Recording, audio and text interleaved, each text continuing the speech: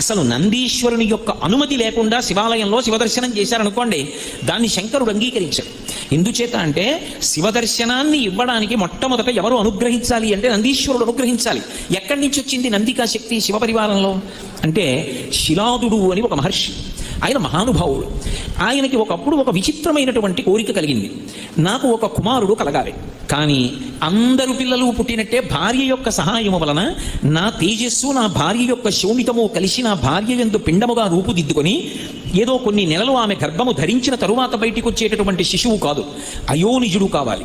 స్త్రీ గర్భము నుండి బయటికి రానివాడయ్యి ఉండాలి, అయోనిజుడు కావాలి. 2, ఆ పిల్లవాడికి మరణం ఉండకూడదు, ఇక పిల్లవాడు శరీరం అన్నది విడిచిపెట్టకూడదు. 3, వాడు పరమశివుడితో సమానమైనటువంటి స్థాయిని పొంది ఉండాలి అనుగ్రహంలో.